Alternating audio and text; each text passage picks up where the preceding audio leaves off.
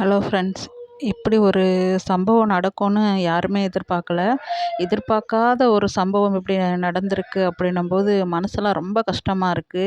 இவ்வளோ அ கஷ்டமான ஒரு விஷயம் அப்படின்னு சொன்னா, இந்த அண்ணாவோட வீடியோ பார்க்க பார்க்க அப்படியே மனசெல்லாம் ரணமா இருக்கு. ஏன்னா ஒவ்வொரு நாளும் அந்த அண்ணா வீடியோ போடும்போது அவ்வளோ ஒரு சின்ன பிள்ளைத்தனமா, கோமாளித்தனமா அப்படி சொல்லிட்டு விதவிதமா டிஃப்ரெண்ட்டா போடுவாங்க. அந்த அண்ணாவோட வீடியோ எல்லாமே ரொம்பவே நல்லா என்டர்டெயின்மெண்ட்டா இருக்கும்.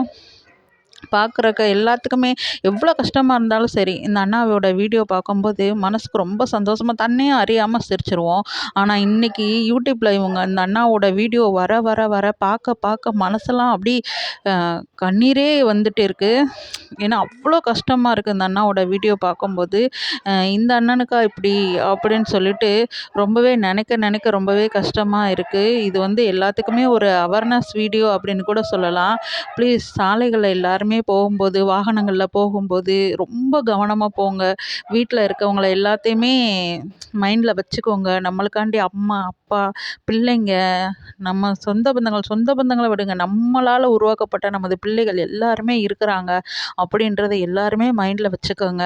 பாவம் இந்த அண்ணா அவங்க அம்மாவ அனாதையா விட்டுட்டு போன மாரி, அ யாருமே அப்படி நினைக்காதீங்க.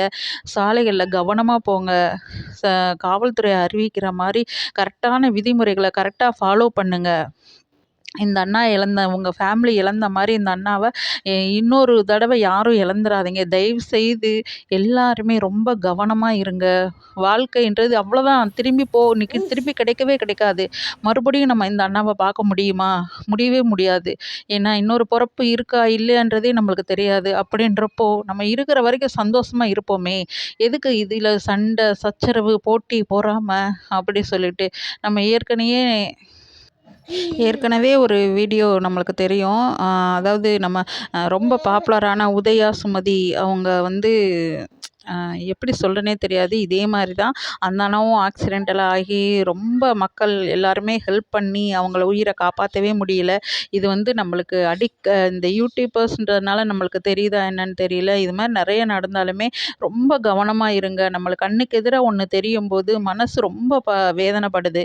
ஏன்னா ரொம்ப நம்ம கூட சகஜமா பேசி சிரிக்கிற மாரி ஜாலியா நம்மளுக்கு முன்னாடியே ஆடி பாடி இருந்தவங்க, அ ஒரு செகண்ட்ல இல்ல அப்படின்னு சொல்லிட்டு மனசு ஏத்துக்கவே மாட்டேங்குது. ஏன்னா ரொம்ப கஷ்டமா இருக்கு. அந்த அண்ணா எப்படி உதயா அண்ணா அப்படி அவங்க ஃபேமிலிய விட்டுட்டு அனாதையா விட்டுட்டு போயிட்டாங்க. இப்ப பாருங்க அந்த அக்கா வந்து எவ்வளோ கஷ்டப்படுறாங்கன்றது ஒரு பொண்ணா எனக்கு தெரியும். மத்தவங்க எப்படி ஃபீல் பண்றீங்களா என்னன்னு தெரியாது. அவங்க ஜாலியா இருக்கிறாங்க, ஆடுறாங்க, பாடுறாங்க அப்படின்னாலுமே உள்ளுக்குள்ள மனசுக்குள்ள வேதனையில தான் இருப்பாங்க. அதே மாரி தான் இப்பயும் இந்த ராகுல் டீக்கே அண்ணா அவங்க அவங்க அம்மா, ஃபேமிலி எல்லாருமே எவ்வளோ கஷ்டப்படுவாங்க. அத எல்லாருமே ஃபீல் பண்ணுங்க. அவங்கவங்க ஃபேமிலிய பத்தி நெனைங்க. சாலைகள்ல பைக்கு கிடைச்சிருக்கு, கார் கிடைச்சிருக்கு அப்படின்னு சர்ரு சர்ருன்னு உங்க வேகத்த வந்து அதில காட்டாதீங்க. நம்ம எவ்வளோதான் இதா போனாலுமே எதிரா வர்றவங்க அப்படி வர்றதில்ல.